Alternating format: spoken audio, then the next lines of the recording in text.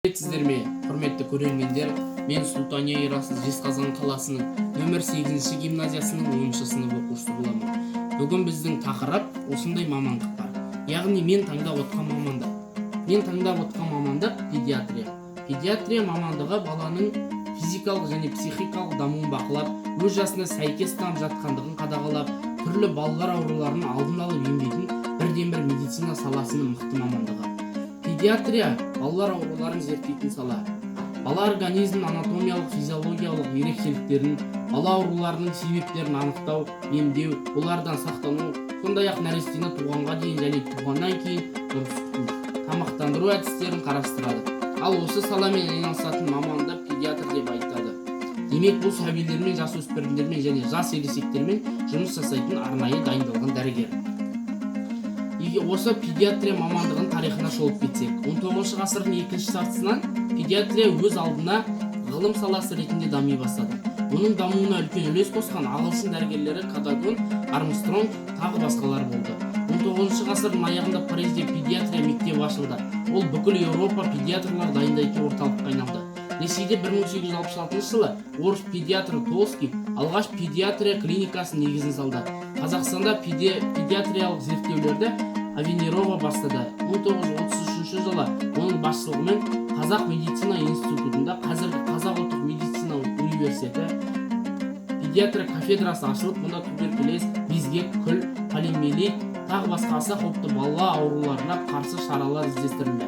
Қазір зерттеу жұмыстарымен педиатрия және бала хирургиясы ғылыми орталығы, сондай-ақ республикадағы медициналық академиялар мен Алматы дәрігерлер білімін жетілдіру институтының педиатрия кафедралары шұғылданады.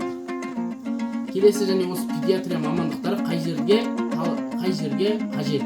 Жұмыс орындарын айта кететін болсақ, ол жеке отбасылық амбулатория, орталықтандырылған ауруханалар, жеке клиникалар, диагностикалық орындар, медициналық оңалту ұйымдары. Осы көбінесе педиатрия мамандығына сұрақ жауап ретінде көптеген сұрақтар келіп жатады.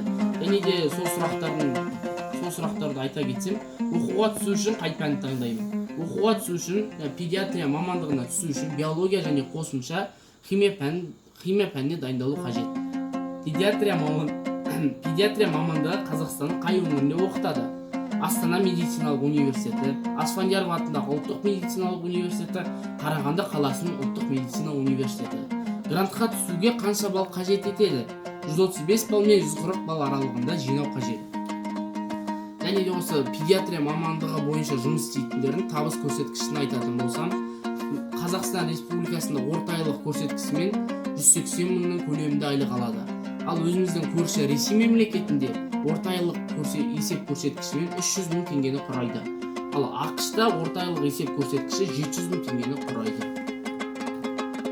Зияны мен қаупі туралы айтатын болсам, науқастармен және биологиялық сұйықтықтармен байланысқан кезде жұқтыру қаупі бар. Психоэмоциялық жүктемелер, ЦНС патологиясы шектеулі, психикалық, онкологиялық ауру балалармен, сондай-ақ сырқат балаға күтім жасауға жатқан туыстармен күнделікті қарым-қатынас кезінде жұқтыру қаупі бар. Мамандық таңдау деген өзің айналысқың келетін жұмысты таңдау ғана емес, өзің араласқың келетін ортаны да таңдау. Мен өз таңдауыма сенімдімін. Назарларыңызға рахмет.